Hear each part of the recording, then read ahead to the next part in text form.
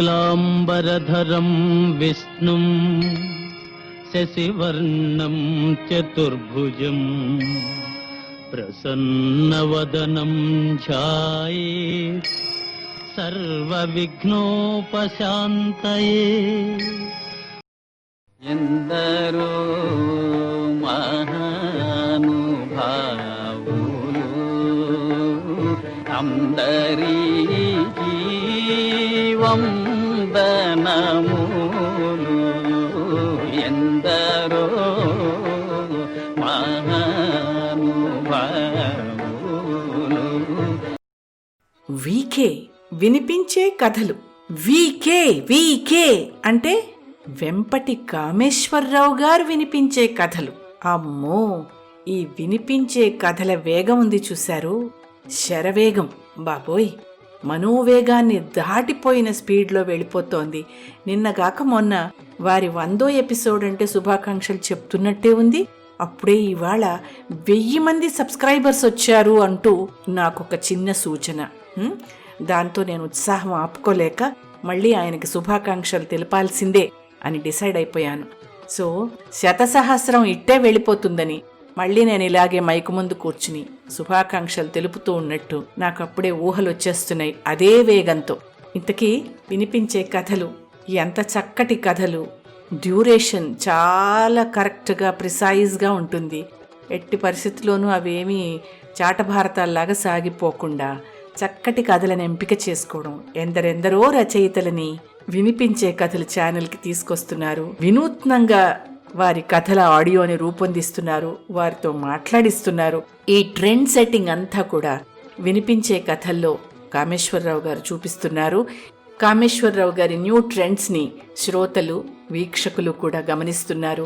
ఎంతగానో మెచ్చుకుంటూ స్వాగతిస్తున్నారని వారి స్పందన చదివినప్పుడల్లా నాకు అనిపిస్తూ ఉంటుంది. ఏమైనా వారి ఈ వయసులో తన సమయాన్ని సత్కాలక్షేపానికి ఇలా వాడుతూ 10 మందికి పనికొచ్చేలా కథ చెప్పడంలోని ఆనందాన్ని తాను పొందుతూ, కథలు వినడంలో మనిషి పొందే ఆనందాన్ని పంచుతూ ఎగ్జాంపులరీ సర్వీసెస్ చేస్తున్నారు వెంపటి కామేశ్వరరావు గారు. మీకు ఆల్ ద వెరీ బెస్ట్. ఇంకా ఇంకా కొత్త కొత్త కథలు మీ నుంచి వినాలని ఎంతగానో కోరుతూ వసంత లక్ష్మి అయ్యగారి.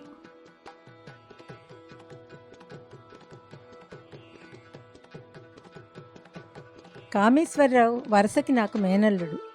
మేమిద్దరం మంచి స్నేహితులం కూడా. ఈ రోజుల్లో ఆడియో బుక్స్ వినడం చాలా ఎక్కువైంది. నువ్వు ఇలా టైం వేస్ట్ చేసే బదులు చక్కగా నువ్వు కూడా చదవచ్చు కదా అని సలహా ఇచ్చింది నేనే. కానీ చెప్పడం తేలిక, చేయడం చాలా కష్టం. అది జనరంజకంగా చేసి చూపించాడు కామేశ్వరరావు. ఇంత తక్కువ కాలంలో 1000 మంది సబ్స్క్రైబర్స్ని సంపాదించడం చాలా అభినందనీయం. అదేమీ చిన్న విషయం కాదు.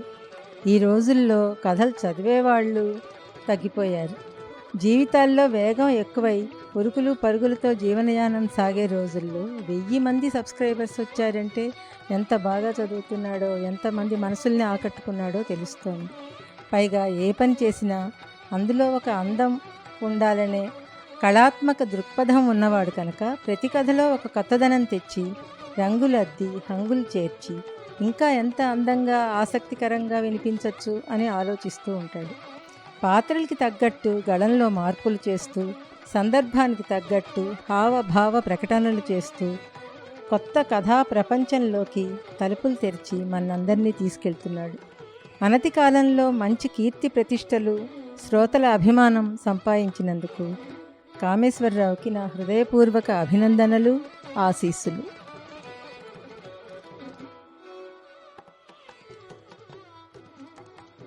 వినిపించే కథల ఆత్మీయ శ్రోతలకు వెంపటి కామేశ్వరరావు సాదర స్వాగతం.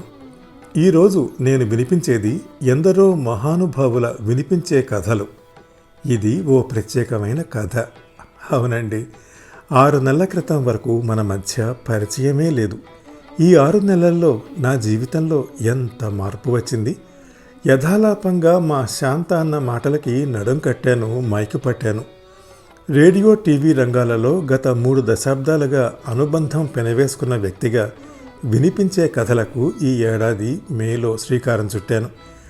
అయితే ఎలా మొదలు పెట్టాలో, ఎవరిని సంప్రదించాలో, కథలు వినిపించేందుకు రచయిత్రుల అనుమతి ఎలా తీసుకోవాలో ఏమీ తెలియదు.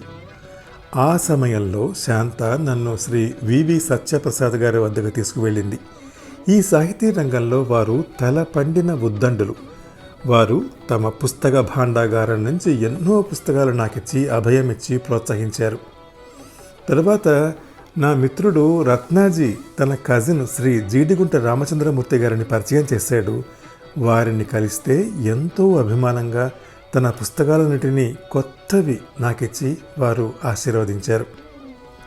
సోదరి వసంతలక్ష్మి అయ్యగారి కథకు మార్గదర్శకత్వం వహించిన నా గురువు గారు ఎందరో రచయిత్రుల వివరాలిచ్చి వారిని నేను సంప్రదించగలిగే అవకాశం కల్పించారు. ఈ సందర్భంగా గౌరవనీయులైన రచయిత్రుల వెలలేని సహకారం ఇక్కడ ప్రస్తావించాలి. వారికి హృదయపూర్వక కృతజ్ఞత. అలాగే నేను కథలను వినిపించే తీరును అభిమానిస్తూ ప్రోత్సహిస్తున్న సహస్రాధిక సబ్స్క్రైబర్లకు నా వినమ్రపూర్వక నమస్సులు, ధన్యవాదాలు. మీ అందరి ఆదరణ, అభిమానం ఎల్లప్పుడూ ఇలానే నాకు అందిస్తూ ఉండాలని మనవితో నేను వినిపించిన కథల వరుసలో గౌరవనీయ రచయితలకు కృతజ్ఞతలు తెలియజేస్తున్నాను.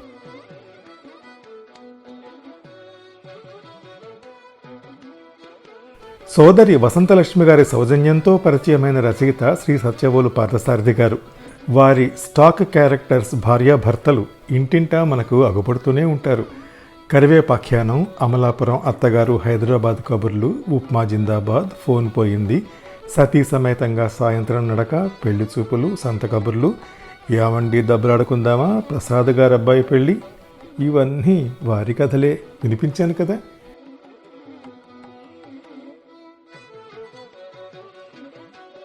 శ్రీమతి నళిని ఎర్రగారిని సంప్రదించాను. వారు అగర్వాల్ గ్రూప్స్లో అకౌంట్స్ మేనేజర్గా ఉన్నారు.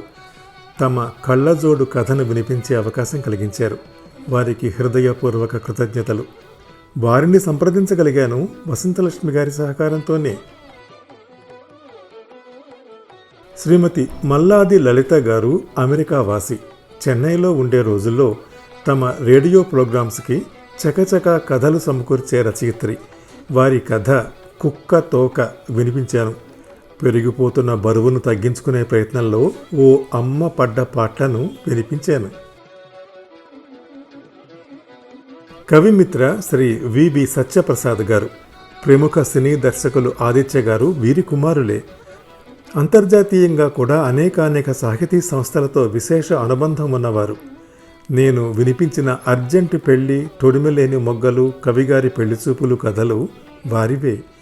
శ్రీమతి పోలా ప్రగట రాజ్యలక్ష్మి గారు వీరి పినతల్లి గారు. శ్రీ విజయానంద్ దెందులూరి గారు విశ్రాంత సింగరేణి ఉద్యోగి. భావుక వెబ్ ఛానల్లో అనేక రచనలు చేస్తూ పాఠకుల ఆదరణ విశేషంగా చూరుకుంటున్న రచయిత. వీరి అమ్మకిచ్చిన మాట, నవ్విన నాపచేను, పడమటి జీవనరాగం, బృందావనం కథలు విన్నారు కదా. ఆకెళ్ల శ్యామలారాణి గారిని సంప్రదించాను సోదరి వసంతలక్ష్మి గారి పరిచయం మేరకు. వారు తమ నాగాస్త్రం కథను వినిపించమని ప్రోత్సహించారు. ఒక యూనివర్సిటీలో పనిచేస్తున్న ఒక ప్రొఫెసర్ గారు, ఆయన అసిస్టెంట్ల మధ్య సాగిన చిత్రమైన సంఘటనల సమాహారమే ఈ హాస్య కథలో ముఖ్యంగా కనిపించేది. పెద్దూరి వెంకటదాసు గారు విశ్రాంత పోలీసు అధికారి. నేను వినిపించిన పడగ్గది, ఆమె, పెళ్లి పత్రిక కథలు వారివే. కథలు, కవితలు వ్రాయటం, సభలు, సమావేశాలు, సాహిత్య కార్యక్రమాలకు వ్యాఖ్యాతగా వ్యవహరించటం వారి హాబీ. ముఖ్యమంత్రి కేసీఆర్పై వారి రచన తెలంగాణ కేసరి ఆంగ్లంలోనూ అనువాదమైంది. వారిని వివి సత్యప్రసాద్ గారే పరిచయం చేశారు. జీడిగుంట రామచంద్రమూర్తి గారి కథలు అమ్మంటే అంతే మరి, ఏటిలోని కెరటం, పిచ్చి తండ్రి, నాన్నకో ఉత్తరం వారి ఆర్ద్రతాభరితమైన కథలు. వారి కథలు విన్న వెంటనే నాకు స్వయంగా వారు ఫోన్ చేసి అభినందించి ఆశీర్వదించేవారు. మీరు చదివిన కథ విన్నాక నాకు మాటలు రావడం లేదు, కన్నీళ్లే వస్తున్నాయన్న వారి మాటలు నా చెవుల్లో ఇప్పటికీ మరుమోగుతూనే ఉన్నాయి. దివంగత వారి దివ్యాత్మకు నా వినమ్ర శ్రద్ధాంజలి. డాక్టర్ కె వివేకానందమూర్తి గారి కథలు కొన్ని కన్నీళ్లు కొందరికే వస్తాయి, your secrets are safe with me చదవడం శ్రీ వివి సత్యప్రసాద్ గారి ద్వారా సాధ్యమైంది. 4 దశాబ్దాల క్రితమే ఇంగ్లాండ్లో స్థిరపడ్డవారు యూకే ఇంటర్నేషనల్ హెల్త్ సర్వీసెస్లో సీనియర్ వైద్యులు. తెలుగును ఇంగ్లీష్లా మాట్లాడే తెలుగువారంటే అయిష్టమనే భాషాభిమాని వారు. రావికొండలరావు గారి కథలు సుబ్బారావు సూర్యకాంతి, చిక్కుడుకాయలు సుబ్బారావు కథలు వినిపించే అవకాశం కూడా శ్రీ వివి సత్యప్రసాద్ గారి ద్వారానే సాధ్యమైంది. వారి కథలు చదవటం ఓ అందమైన అనుభవం. దివంగతులైన వారి దివ్యాత్మకు పరమేశ్వరుడు ప్రశాంతతను చేకూర్చాలని వేడుకుంటున్నాను. భువనచంద్ర గారిని వారి నివాసంలో కలుసుకోగలిగాను కొన్నాళ్ల క్రితం. మా కజిన్ మల్లాది సచ్చిదానందమూర్తి గారి సహకారంతో ఒక FM ఛానల్ నిర్వహణ గురించి వారెన్నో అమూల్యమైన సలహాలు సూచనలు అందించారు. వారి కథలను ఎన్నిటినో నాకు ఇచ్చేశారు కూడా. నేను వినిపించిన మౌనం శరణం గచ్చామి చూసి నేర్చుకోవాలి వారి కథలే. ఇంద్రగంటి జానకీబాల గారి కథలు సంసార కాలక్షేపం, సుందర స్వప్నం, మూగ వీణ చదివి వినిపించే అవకాశాన్ని నాకు కల్పించింది కూడా శ్రీ వివి సత్యప్రసాద్ గారి. అయితే రచయిత్రులు శీలా సుభద్రాదేవి గారు, సింగరాజు రమాదేవి గారు, గౌరీ లక్ష్మి గారులను పరిచయం చేసింది ఇంద్రగంటి జానకీబాల గారు. వారికి నా కృతజ్ఞతలు. మద్దూరి బిందుమాధవి గారి కథలు సర్కస్, ఎవరి గోల వారిది, మాత వ్రతం, దేవత, చాప కింద నీరు, ఆహార్యం కథలు వినిపించగలిగాను. వారు విశ్రాంత బ్యాంకు అధికారిని. వారి పరిచయం సోదరి వసంతలక్ష్మి గారి ద్వారా జరిగింది. ఉమాబాల చుండూరు గారిని మిత్రుడు, సహచర ఆకాశవాణి న్యూస్ రీడర్ పోణంగి బాలభాస్కర్ పరిచయం చేశారు. వారి కథలు లలిత సమీరం, నిద్ర చాలా సుఖమా, అరవిందారామం, యాదృచ్ఛికం నేను వినిపించాను. తమ రచనా వ్యాసంగాన్ని శ్రీవారు హరగోపాల్ గారు ఎంతగానో ప్రోత్సహిస్తారంటారు ఉమాబాల చుండూరు గారు. పొత్తూరి విజయలక్ష్మి గారి కథ మహారాజు వినిపించగలిగాను శ్రీ వివి సత్యప్రసాద్ గారి సాయంతో. హాస్య కథా రచనలో వారి గురించి నేను ఎంత చెప్పినా ఇంకా చెప్పవలసింది మిగిలే ఉంటుంది. కొన్నేళ్ల క్రితం రవీంద్రభారతి ఘంటసాల వేదిక మీద నిర్వహించిన సరదా అష్టావధానంలో భానుమతి రామకృష్ణలా వారి డైలాగులకు ముగ్ధులైన ప్రేక్షకుల్లో ముందున్నవాణ్ణి నేనే. జయంతి ప్రకాశశర్మ గారి కథలు పుట్టల్లోని చెదలు, 4వ పాదం నేను వినిపించే అవకాశం సోదరి వసంతలక్ష్మి గారి సహకారంతో సాధ్యపడింది. మానవతా విలువలు వారి కథల్లో ప్రతిఫలిస్తాయి. వారు విశ్రాంత స్టేట్ బ్యాంక్ ఆఫ్ ఇండియా అధికారి. కథ కళ అనే శీర్షికలో కూడా వారి పుట్టలోని చెదల కథను నేను వినిపించి విశేషంగా శ్రోతల ప్రశంసలు అందుకున్నాను. తురగా జానకీరాణి గారి కథ వయస్సు గతి ఇంతే వినిపించాను. వారి కుమార్తె సోదరి తురగా ఉషారమణి గారి సహకారంతో. ఉషారమణి గారితో పాటు ఆకాశవాణిలో న్యూస్ రీడర్గా నేను ఉండటం ఓ గొప్ప అనుభవం. రేడియో అక్కయ్యగా బాలానందం బృందానికి జానకీరాణి గారు నిత్య స్మరణీయులు. శ్రీ ప్రభాకర్ జైని గారి సర్దుకున్నారా కథ వినిపించటం ఓ గొప్ప అనుభూతి. రచయిత పేరు లేకుండా సోషల్ మీడియాలో విస్తారంగా తిరిగాడిన ఈ కథ చదవాలన్న మక్కువ ఎక్కువై వినిపించేశాను. తన అనుమతి లేకుండానే నేను చదివిన కథను తదనంతరం శ్రీ ప్రభాకర్ జైని విని నన్ను అభినందించటం వారి సహృదయతకు తార్కాణమే. అంతేనా, సబ్స్క్రైబర్స్ సంఖ్య నాకు 1000కి చేరడానికి సంపూర్ణ సహకారం అందించారు. అర్ధరాత్రి తెలియజేశారు 1000 చేరినట్లు. వారి సహృదయతకు హృదయపూర్వక కృతజ్ఞతలు. శీలా సుభద్రాదేవి గారి కథలు గోవు మాలక్ష్మి, మార్పు వెనక మనిషి వినిపించాను. సాహిత్యమే తమ శ్వాస అంటారు వారు. నిస్వార్థంగా చేసే సాహిత్య సేవకు తాము చేయి అందించేందుకు ఎప్పుడూ సిద్ధమేనంటారు. ప్రఖ్యాత చిత్రకారులు, రచయిత శ్రీ శీలా వీర్రాజు గారి సహధర్మచారిణిగా సాహితీ లోకానికి ఎనలేని సేవలు అందిస్తున్నారు. నిడదవోలు మాలతి గారి కథ తృష్ణ వినిపించే సదవకాశం కలిగింది. అమెరికాలో గత 5 దశాబ్దాలుగా స్థిరపడ్డారు వారు. 2 నవలలు, 5 కథా సంకలనాలు, 3 వ్యాస సంకలనాలతో పాటు ఆంగ్లంలోనూ అనేక రచనలతో సాహితీ సేద్యం చేస్తున్నారు. పాలంకి సత్య గారి కథ అదే తప్పు విన్నారు కదా. రచయిత్రి పాలంకి సత్య ఎకనామిక్స్, ఆస్ట్రాలజీలలో మాస్టర్స్ చేశారు. రిజర్వ్ బ్యాంక్ ఆఫ్ ఇండియాలో కొన్నేళ్లు పనిచేశారు. వారి శ్రీవారు శ్రీ పాలంకి సత్యనారాయణ గారు రాష్ట్ర ప్రభుత్వంలో జాయింట్ చీఫ్ ఇన్స్పెక్టర్ ఆఫ్ ఫ్యాక్టరీస్గా తమ సేవలందించారు. భరతమాతను సేవించటం, భగవంతుని ఆరాధించడమే తమ దృక్పథం, ఆశయం అంటారు శ్రీమతి పాలంకి సత్య. రచయిత బ్రిమ్ గారి కథలు టూ లేట్, సినీ తేజాలు వినిపించాను. అనేక పత్రికల్లో నీలా ప్రియ, బిఎన్ మూర్తి, కార్తీక మూర్తి లాంటి బోల్డన్ని పేర్లతో కథలు, వ్యాసాలు రాశారు. 4 నంది అవార్డులు వారు సొంతం చేసుకున్నారు. 100 పైగా నృత్య నాటికల రచన చేయటమే కాక వాటి ప్రదర్శన స్వయాన వీక్షించారు. బాపు ముళ్లపూడి గార్ల అనుంగు శిష్యులు శ్రీ బ్నిమ్. సింగరాజు రమాదేవి గారు ప్రభుత్వ రంగ బీమా సంస్థ ఉద్యోగిని. 2 దశాబ్దాలుగా రచనా వ్యాసంగంలో ఉన్నారు. పలు ప్రముఖ దిన, వార, మాసపత్రికల్లో వారి కథలు, కవితలు, వ్యాసాలు, అనువాద కథలు ప్రచురితమయ్యాయి. పలు నాటికలు, గేయాలు వారి కలం నుండి జాలువారాయి. సమకాలీన సామాజిక సమస్యలు, కొత్త పోకడలు, స్త్రీల సమస్యలు, జెండర్ సమస్యలు వారి రచనా వస్తువులు. దేవులపల్లి దుర్గాప్రసాద్ గారి గాలివాన, పెళ్లికొడుకు మాయం కథలు శ్రోతలకు తెలుసు కదా. వారు విశాఖపట్నం ఉక్కు కర్మాగారంలో కార్పొరేట్ కమ్యూనికేషన్స్ విభాగంలో అసిస్టెంట్ జనరల్ మేనేజర్గా ఉన్నారు. చిరకాలంగా సాహితీ సేద్యం కావిస్తున్న వీరి కలం నుంచి 150కి పైగా కథలు, కవితలు జాలువారాయి. వీరు సాంస్కృతిక కార్యక్రమాల నిర్వాహకులు, నటులు, వ్యాఖ్యాత, వ్యక్తిత్వ వికాస నిపుణులు. వీరి పలు రచనలు ఆకాశవాణిలో ప్రసారమయ్యాయి. దివంగత పి సరళాదేవి గారు వాడి కొమ్ములు కథా రచయిత్రి. స్త్రీల సమస్యలే ఇతివృత్తాలుగా వారు పలు రచనలు చేశారు. కుంకుమరేఖలు, సరళాదేవి కథలు వారి కళ నుండి జాలువారిన కథల సంపుటాలు. సప్తపది, షణ్ముఖప్రియ గొలుసు నవలలు, కొమ్మ బొమ్మ నవల వారి సృజనాత్మకతకు గీటురాళ్లు. పోలా ప్రగడ రాజ్యలక్ష్మి గారి కథ నల్లపూసలు నేను వినిపించాను 72వ కథగా. ఈ కథ దూరదర్శన్ జాతీయ ఛానల్లో 1988లో ప్రసారమై బహుదా ప్రశంసలు అందుకుంది. 14 నవలలు, 6 కథల సంపుటాలు, 100కు పైగా కవితలు. లోపాముద్ర బిరుదాంకితురాలు శ్రీమతి పోలా ప్రగడ రాజలక్ష్మి గారి కళ నుండి జాలువారాయి. పలు విశ్వవిద్యాలయాలలో వారి రచనలపై పరిశోధనలు జరిగాయి.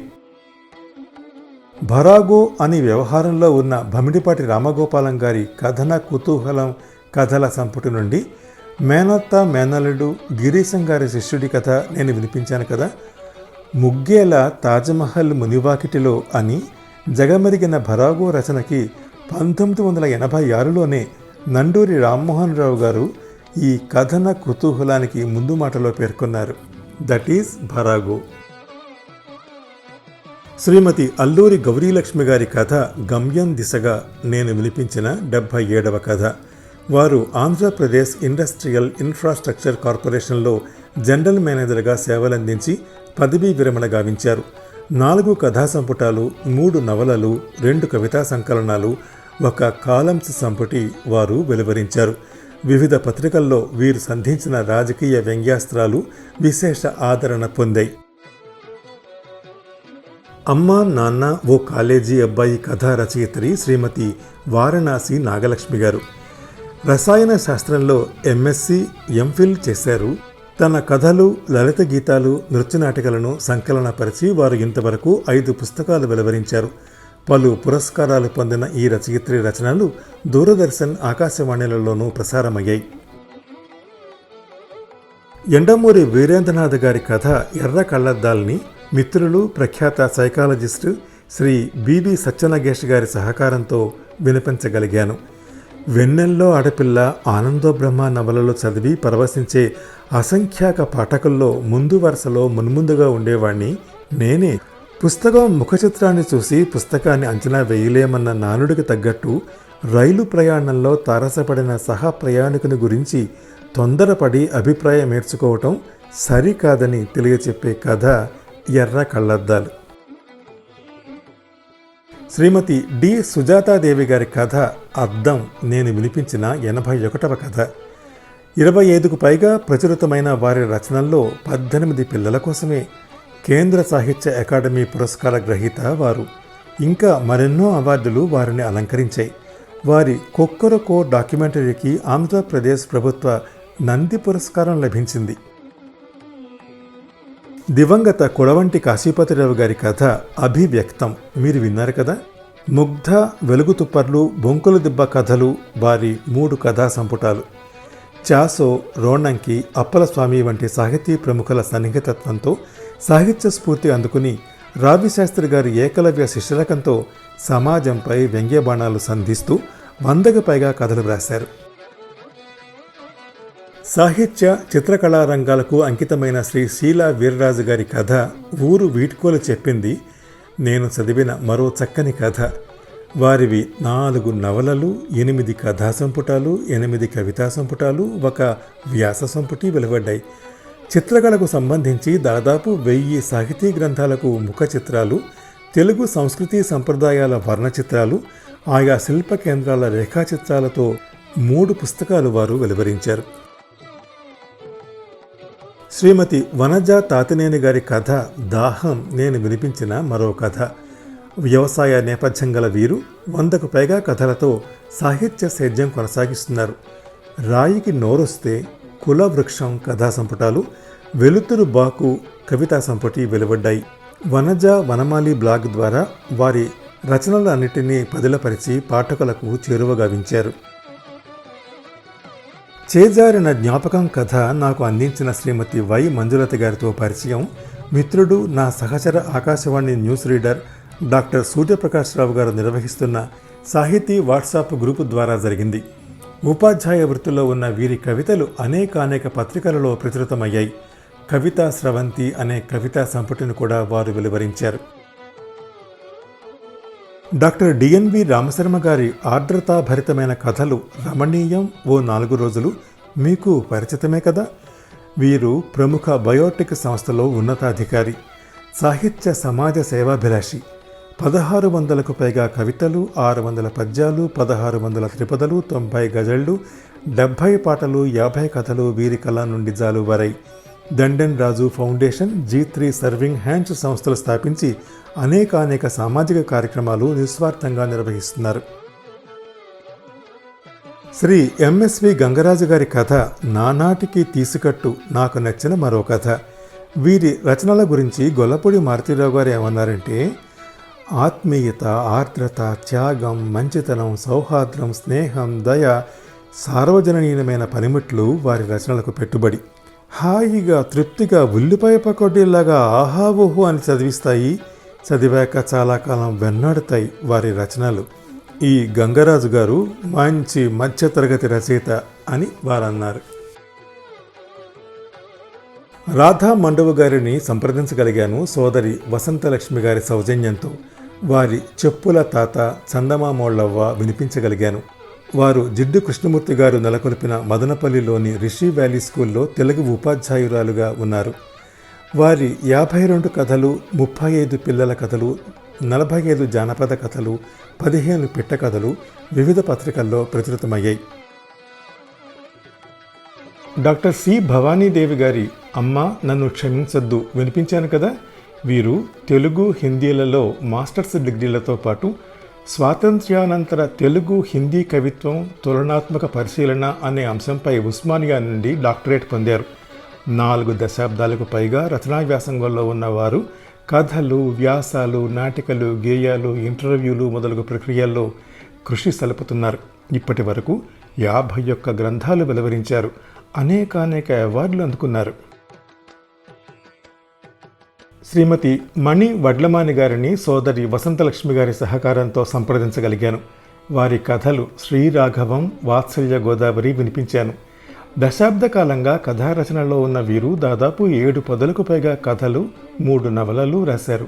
పలు కథల పోటీలలో ప్రతిష్టాత్మకమైన బహుమతులు పొందారు. వాత్సల్య గోదావరి కథా సంపుటి, కాశీపట్నం చోటరబాబు పుస్తకాలుగా వెలువడ్డాయి. సిఎస్ రాంబాబు గారి వలయం నేను వినిపించిన 105వ కథ. హైదరాబాద్ ఆకాశవాణి కార్యనిర్వహణాధికారిగా సేవలందిస్తున్న రాంబాబు గారు 30 ఏళ్ల ఆకాశవాణి జీవితం తమకు మాట్లాడటం రాయటం నేర్పిందని ముందుగా ఆ తల్లికి కృతజ్ఞతలు చెప్పాలి అంటారు. 40కి పైగా కథలతో పాటు ఎన్నో కవితలు రాశారు. సమీక్షలు, సాహిత్యకారులతో పరిచయాలు వారికి సాహిత్యం పట్ల ఆసక్తి పెంచిందిట. ఒక కప్పు టీ రచయిత శ్రీ చేపూరి వెంకట రామ్మోహన్ రావు గారు తెలుగు వాంగ్మయ ప్రియులు. NTPC, L&T, doctor Reddy's, Ranbaxy లాంటి పెద్ద పెద్ద కంపెనీలలో హెచ్ఆర్ హెడ్గా దేశం నలుమూలలా పనిచేశారు. శాస్త్రీయ సంగీతం పట్ల అపారమైన ఆరాధన. వారు స్వయాన గాయకులు కూడా. నా పూర్వాశ్రమంలోని ఉద్యోగ పర్వంలో వారి దగ్గర నేను కొన్నేళ్లు పనిచేశాను కూడా. సిద్ధార్థుడు కథా రచయిత శ్రీ భూపాల్ గారు రచయితే కాకుండా నటులు కూడా. బాల సాహిత్యంలో కేంద్ర సాహిత్య అకాడమీ అవార్డు అందుకున్నారు. మా భూమి, దాసి, కొమరం భీం చిత్రాలలో వారిలోని నటుడిని మనం చూస్తాం. దొరల కాలంలో వెట్టి చాకిరీలో మగ్గిపోతున్న ఓ పశుల కాసే పిల్లగాడి మనోవేదనకు అద్దం పట్టే కథ సిద్ధార్థుడు. జీవాలెవరి కోసం రచయిత శ్రీ వారాల కృష్ణమూర్తి గారు అకౌంటెంట్ జనరల్ ఆఫీసులో సీనియర్ ఆడిట్ ఆఫీసర్గా పదవీ విరమణ చేశారు. ఆ సంస్థకు చెందిన రంజని తెలుగు సాహితీ సంస్థ కార్యదర్శిగా దీర్ఘకాలం సేవలందించారు. తనను కథకునిగా మలచినది శ్రీ శీలా వీర్రాజు గారని వారు సుమనీయంగా పేర్కొంటారు. పలు నాటకాలు వారి కలం నుండి జాలువారాయి. డాక్టర్ KLV ప్రసాద్ గారు మరుపు కథా రచయిత, వృత్తిరీత్యా వైద్యులు. వారి సోదరుడు శ్రీ KK మీనన్ గారు నవల కథా రచయిత కావడాన చిన్న వయసు నుండి వారిలో సాహిత్యాభిమానం అంకురించింది. KLV కథలు, అస్త్రం, హగ్ మీ క్విక్, విషాద మహనీయం వంటి పుస్తకాలు వెలువరించారు. పెన్షన్ రావడం ఆలస్యమైతే నెలంతా ఎలా గడపాలో అని బెంగపడిన ఓ వయోవృద్ధుని కథే మరుపు. మౌనరాగం కథా రచయిత్రి శ్రీమతి ఝాన్సీ కొప్పిశెట్టి గారి పరిచయం డాక్టర్ KLV ప్రసాద్ గారి ద్వారా జరిగింది. ఇండియన్ ఆర్మీలో 3 దశాబ్దాలకు పైగా సేవలందించి స్వచ్ఛంద పదవీ విరమణ చేసిన రచయిత్రి ఆస్ట్రేలియాలో స్థిరపడ్డారు. తెలుగు, ఇంగ్లీషులో MA చేశారు. కవిత్వంపై మక్కువ ఎక్కువ. ప్రకృతి ప్రేమికురాలు, సౌందర్యోపాసకురాలు. 100కు పైగా కవితలు, 15 కథలు, 2 నవలలు వారి కలం నుండి జాలువారాయి. కన్నకూతురు ఎదురుగా ఉన్నా గుర్తుపట్టలేని ఓ వృద్ధ అల్జీమర్స్ వ్యాధిగ్రస్త మాతృమూర్తి కరుణాత్మక కథే మౌన రాగం. రవి మంత్రి ప్రగడ గారు ఐర్లాండ్ డబ్లిన్లో ఉద్యోగం చేస్తున్నారు. వారి కథ వెలలేని బహుమతి నేను వినిపించిన 119వ కథ. మధ్యతరగతి కుటుంబాలలోని బంధాలు, అనుబంధాలు, ఆప్యాయతలు, ప్రేమలు ఈ కథలో మనకు దర్శనమిస్తాయి. ఇంటి పెద్ద కోసం ఇంటిల్లిపాది పడే ఆరాటం, ఆయన మనసులో మెదిలిందనుకున్న ఓ కోరిక తీర్చి పండుగ నాడు ఒక బహుమతి ఇవ్వాలనుకోవటం ఈ వెలలేని బహుమతి కథ. తోట సాంబశివరావు గారు డాక్టర్ KLV ప్రసాద్ గారు పరిచయం చేసిన మరో రచయిత మిత్రులు. వారి మనకేంటి లాభం కథ నేను వినిపించాను కదా. వారు ఆంధ్రా బ్యాంకులో ప్రాంతీయ అధికారి హోదాలో పదవీ విరమణ చేసిన తర్వాత తనకెంతో ప్రీతిపాత్రమైన రచనా వ్యాసంగాన్ని ఎంచుకుని కథలు, నాటికలు, నవలలు రాస్తూ ముందుకెడుతున్నారు. ఇంతవరకు 25 కథలు, 6 నాటికలు, 2 నవలలు వారి కలం నుండి జాలువారాయి. శ్రీమతి చలసాని వసుమతి గారి సౌందర్య దాహం విన్నారు కదా. వసుమతి గారు సాహిత్యాస్వాదకులు, సౌందర్య పిపాసి. అందమే ఆనందం, ఆనందమే జీవిత మకరందం అన్నది వారి భావన. వారి చివరి కోరికను ఈ కథ మొదట్లో వారి మాటల్లోనే విన్నాం. సౌందర్యారాధన అంటే అదే కదా. శ్రీమతి D. కామేశ్వరి గారు కథా రచయిత్రిగా తెలుగు సాహిత్య లోకానికి పరిచయం. వారి కథ దోషులెవరు ఇటీవలే వినిపించాను. 11 కథా సంపుటాలు, 21 నవలలు, సుమారు 300 కథలు, 30 కవితలు, ఒక కవితా సంపుటి వారివి. వారి కొత్త మలుపు నవల న్యాయం కావాలి సినిమాగా, కోరికలే గుర్రాలైతే నవల అదే పేరుతో సినిమాగా వచ్చాయి. కొన్ని నవలలు టెలిఫిల్ములుగా, టీవీ సీరియళ్లుగా వచ్చాయి.